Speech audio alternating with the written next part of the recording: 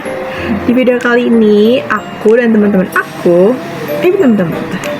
Tapi kalian nggak tahu ya, aku siapa dan teman-teman aku juga siapa.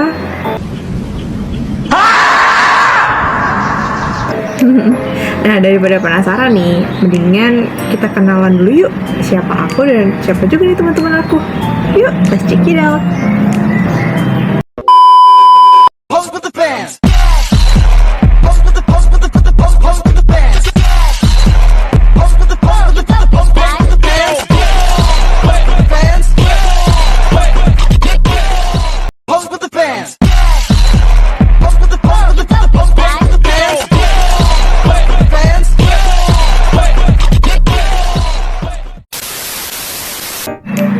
Nah, sekarang udah tahu kan aku siapa dan teman-teman aku juga siapa aja. Nah, sekarang aku mau ngejelasin nih, apa sih maksud aku dan teman-teman aku itu bikin video ini.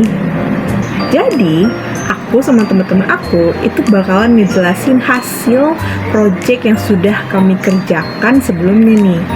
Jadi proyek kami itu ada di mata kuliah pemrograman visual ya, dan kami itu membuat proyek suatu aplikasi, dan aplikasi itu kita namakan sebagai aplikasi sekolah Alfat Cibinong.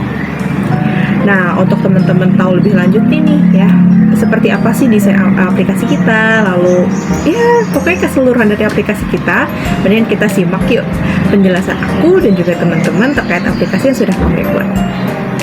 Nah, ini adalah tampilan awal dari aplikasi sekolah SMPIT Alfat Cibinong nih. Nah, teman-teman bisa lihat nih di sini ya. Di sini tuh ada halaman utama atau halaman dashboard dari aplikasi kami. Nah, ini pun nih di dashboard ini tuh ada 3 navigasi utama yang bisa kita klik nanti ya. Nah, yang pertama ini ada navigasi tentang info. Nah, terus yang kedua ada navigasi PPDB, yang ketiga ada navigasi pelayanan. Nah, aku mau ngejelasin navigasi yang pertama dulu nih, yaitu navigasi dari info. Kita klik infonya.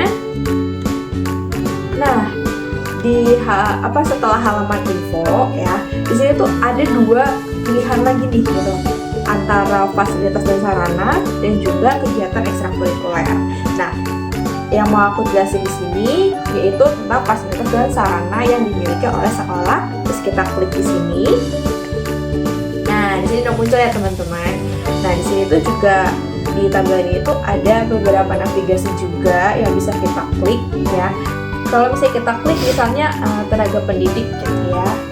Nah, di sini tuh ada informasi-informasi nih terkait tenaga pendidik yang ada di sekolah tersebut gitu. Nah, itu pun juga sama nih, entah itu dari laboratorium IPA-nya, lalu ada lab komputernya, terus ada lapangannya juga seperti apa di sekolah tersebut, lalu ada perpustakaannya ya, yang pasti sekolah itu pasti punya perpustakaannya, lalu ada gedung serbaguna ya. Selanjutnya ada catering mereka yang mereka miliki, lalu juga ada ruang UKS, serta yang terakhir ada kendaraan antar jemput sebagai fasilitas mereka.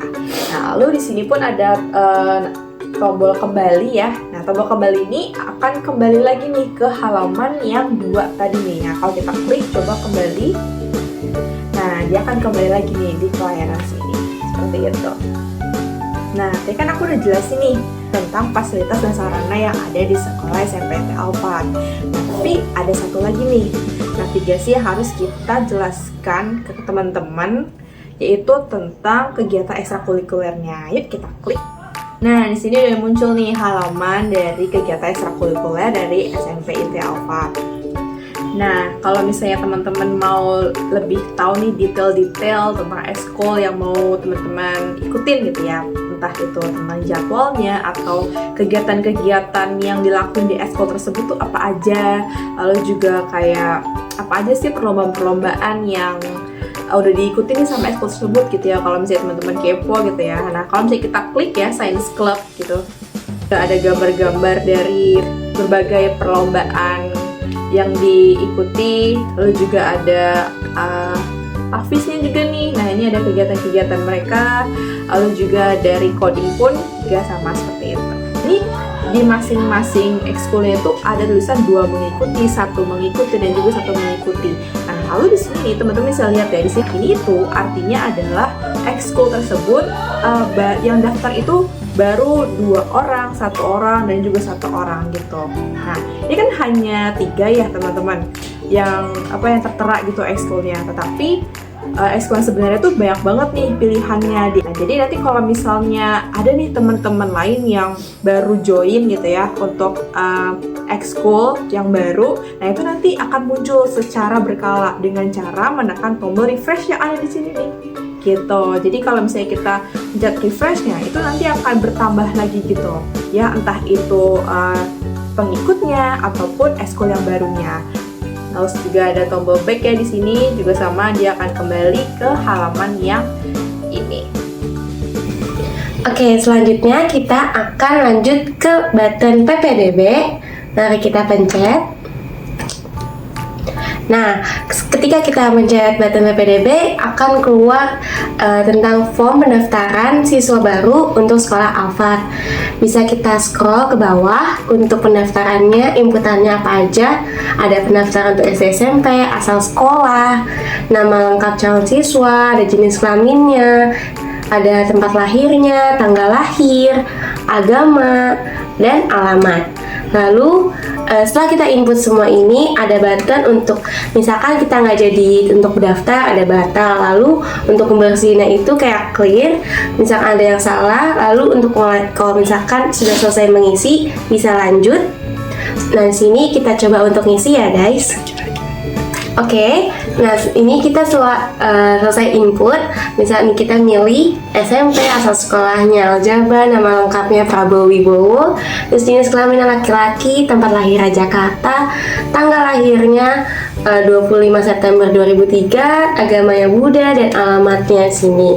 Lalu kita bisa lanjut, pencet tombol lanjut. Nah, di sini ada namanya verifikasi berkas. Di verifikasi berkas, kita itu input foto-fotonya saja. Misalkan ada foto calon siswa, ada foto akte kelahiran, foto kartu keluarga, foto KTP ayah, KTP ibu, lalu ada foto bukti transfer. Nah, foto bukti transfer ini emang sebenarnya buat pembayaran ini masih manual. Jadi untuk misalkan mengetahui bisa datang dulu ke sekolahnya. Lalu kita coba isi ya teman-teman. Oke, kita sudah selesai menginput data foto-fotonya. Lalu kita bisa lanjut next untuk kirim. Tadi untuk berkas dan datanya. Pencet kirim dan lihat data berhasil simpan atau sukses. Lalu pencet OK. Lalu keluar lagi ke halaman dashboard. Selanjutnya, mari kita klik pelayanan. Nah, di sini ada tampilan login dan daftar. Mari kita daftar terlebih dahulu. Dan di sini ada NIS password dan konfirmasi password. NIS di sini itu kita ambil dari data diri yang sebelumnya. Isi NIS-nya 2025 0011. Untuk passwordnya huruf bagian depannya harus besar. Septian 11. Dan konfirmasi passwordnya juga sama. Oke. Dan selanjutnya kita telah daftar, saatnya kita login.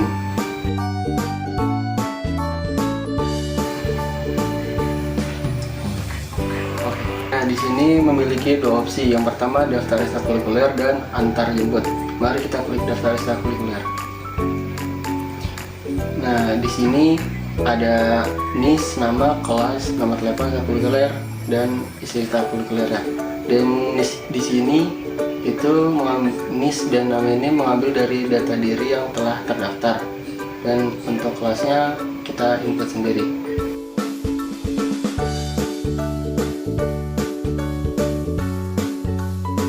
Nah, untuk ekstrakurikuler mari kita milih Math Club dan Science Club.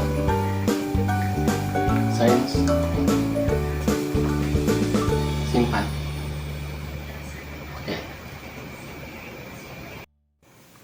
Opsi kedua yaitu antar dan jemput. Mari kita klik antar dan jemput. Nah, di sini terdapat form pembayaran antar jemput. Beberapa data yaitu nama lengkap, NIS dan tingkat sudah terisi secara otomatis. Jadi teman-teman hanya perlu mengisi kolom yang kosong tersebut. Nomor telepon,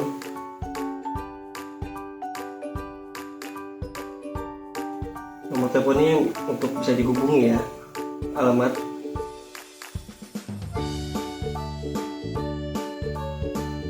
Nah, di layanan ini teman-teman bisa memilih mau yang antar atau jemput atau antar jemput. Jadi saya pilih antar jemput. Nah, di pilihan zona ini terdapat ada zona 1, 2, 3, dan 4. Dan setiap jarak zona 1 dari 0 sampai 5 km dan jarak zona kedua dari 6 sampai 10 km dan seterusnya. Nah, jadi saya pilih zona 2. Nah, di metode pembayaran terdapat ada cash dan transfer. Jika cash, kita bisa membayar secara langsung di sekolah.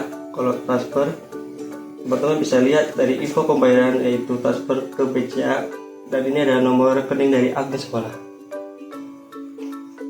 Situ kita daftar, pembayaran berhasil, simpan oke. Selanjutnya teman-teman bisa lihat NIS yang sudah terisi secara otomatis, dan ini adalah bukti pembayaran jika teman-teman sudah membayar melalui transfer. Nah, di sini sudah terupload pembayaran. Nah, kita tinggal kirim. Nah, teman-teman bisa lihat bukti pembayaran berhasil dikirim. Oke. Di sini pada halaman bukti pembayaran upload atau jemput, teman-teman bisa lihat seperti yang bukti pembayaran atau jemput telah tersimpan. Dan ini adalah hasil bukti atau pembayaran antar jemput. Teman juga bisa mengubah bukti pembayaran antar jemput di upload.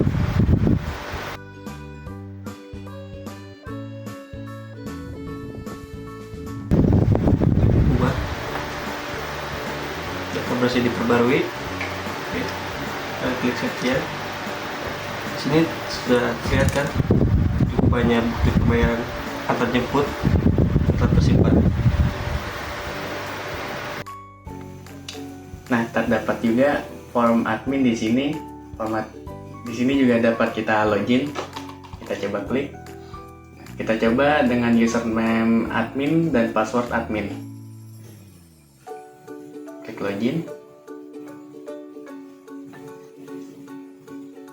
Nah, pada halaman utama ini, di sini terlihat berapa siswa yang sudah mendaftar dan berapa siswa yang sudah terverifikasi berkas datanya, dan juga yang telah membayar. Nah, form data calon siswa baru yang berada pada halaman admin ini berisi data hasil input yang berada pada form PPDB sebelumnya. Nah, di sini kita bisa menambahkan data siswa baru secara manual. Kita bisa mengedit datanya. Kita juga bisa menghapus datanya. Lalu kita bisa membersihkan kolom input yang berada di sini, serta kita bisa mencetaknya. Lanjut ke bawah. Lalu kita di sini bisa mencari data yang berada pada tabel di sini. Nah, tabel ini berisi dari data hasil input yang berada pada form PPDB sebelumnya. Nah, langsung saja kita coba untuk menambahkan secara manual.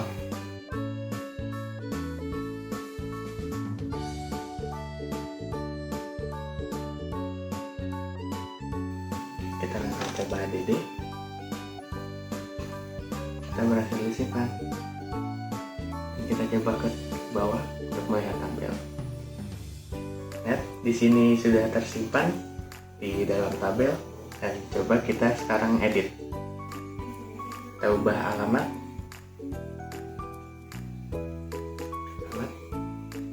Jakarta Selatan. Coba edit. Kita berhasil diubah. Sekarang kita coba lihat tabelnya.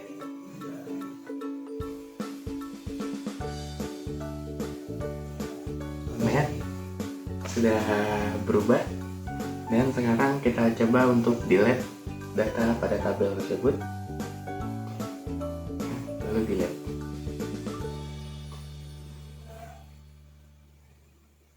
Dan terdelete dengan baik.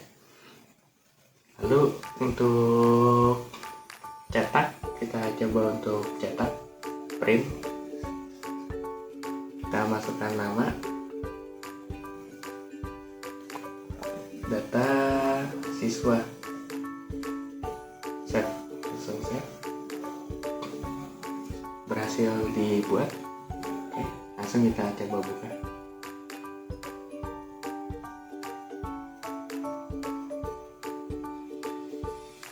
Ini adalah isi dari tabel tersebut yang sudah menjadi PDF. Nah, selanjutnya ini adalah halaman verifikasi berkas untuk admin, yang mana di halaman ini akan menampilkan foto-foto yang telah di-input oleh pendaftar di saat PPDB. Seperti ada foto murid, foto akte, foto kakak, KTP ayah, KTP ibu.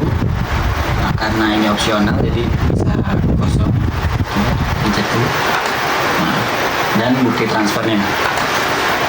Nah, sebagai admin kita juga bisa memanipulasi data secara manual ya. Nah, kita bisa menambahkan foto, bisa mengubah foto, bisa menghapus foto. Nah, sekarang kita coba menambahkan foto dulu.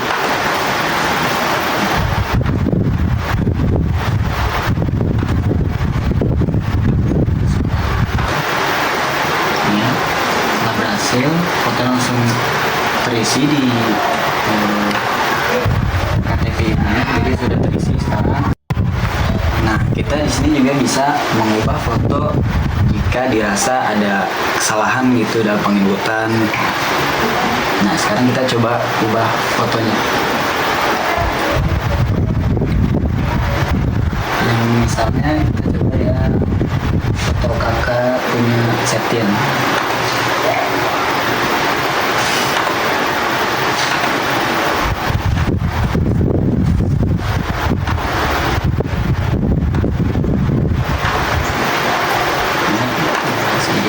Dan langsung berubah.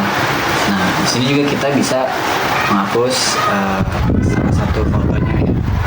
Misalnya kita menghapus foto bukti transfernya si Prabowo.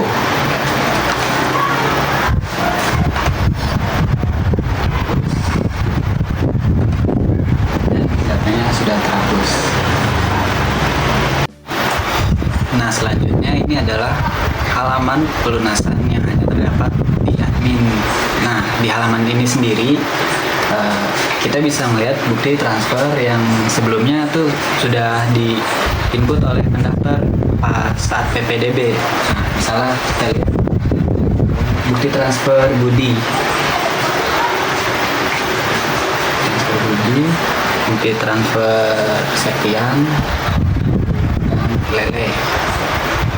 Nah, di sini juga ada filter yang bisa kita gunakan untuk memfilter yang statusnya belum lunas dan sudah lunas. Nah, misalnya kita coba yang belum lunas. Nah, di sini kita bisa lihat misalnya foto buktinya punya Septian. Nah, jika foto yang tampil sudah sesuai, maka disinilah transaksinya terjadi, yang mana kita akan nge-set status pelunasan siswanya yang awalnya belum lunas menjadi lunas. Nah, sekarang mari kita lihat data siswa yang status bayarnya sudah kita set menjadi lunas tadi. Nah, filter sudah lunas.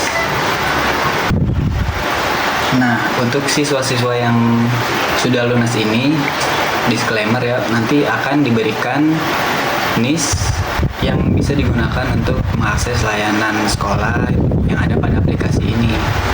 Nah, NIS-nya sendiri itu nanti akan turun saat siswa sudah mulai masuk nih.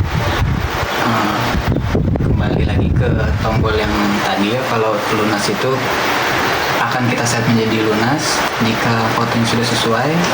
Nah, untuk tombol yang urungkan sendiri, jika misalnya kita melihat bukti transfernya belum sesuai, misalnya datanya Budi ya, bukti transfernya Budi ternyata belum sesuai nih, maka kita bisa mengurungkan kembali status pembayaran siswa tersebut menjadi belum lunas. Kita lunas, nah maka Budi menjadi lunas lagi. Nah, di sini juga ada pilihan print untuk melihat laporannya. Kita bisa memprint yang belum lunas, bisa memprint yang sudah lunas, bisa juga print laporan yang keduanya belum lunas dan sudah lunas. Misalnya kita coba print semua siswa kita ke atas dulu, lakukan refresh, di klik ke bawah.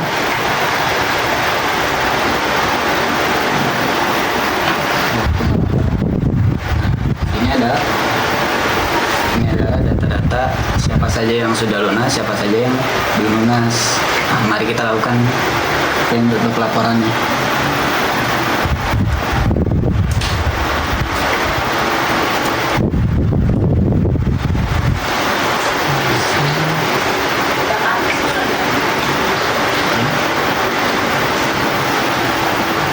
Kita sudah berhasil.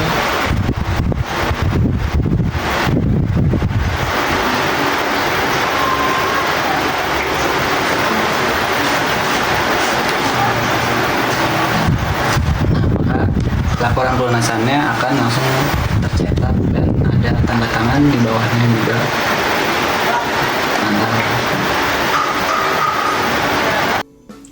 Ya, selanjutnya kita akan masuk ke layanan admin buat antar jemput. Kita klik icon yang ini. Nah, di sini ada tampilan yaitu nama lengkap, NIS, layanan, zona, metode pembayaran, jumlah pembayaran, info pembayaran. Nah, di sini ada 5 button yaitu terdiri dari cetak, save, edit, delete, clear. Terus di sini ada kolom pencarian yang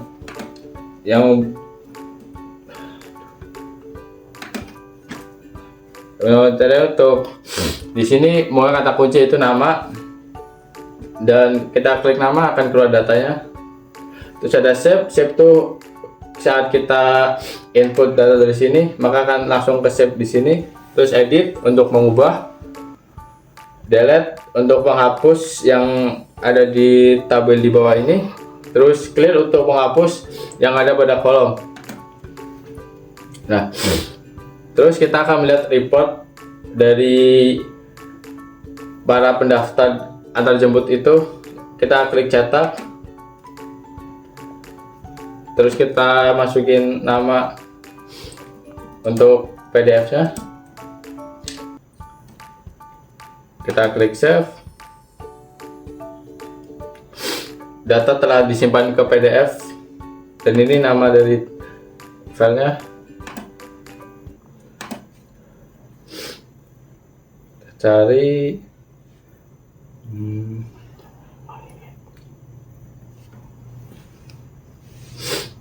kita tunggu untuk membuka hasil reportnya. Nah, ini adalah hasil report dari pembayaran antar jemput. Di sini ada, di sebelah kanan atas ada logo, terus nama dari tabelnya. Di sini ada tabelnya, terus di kiri bawah ada tanda tangan dari pihak sekolahnya. Ya, kita selesai menggunakan halaman admin pembayaran antar jemput, maka kita klik icon ini untuk kembali ke halaman awal admin. Nah, itu dia presentasi dari proyek aplikasi kami. Apabila ada kesalahan, mohon dimaafkan. Sekian dari kami. Terima kasih. Bye-bye. Bye-bye. Audio Jungle.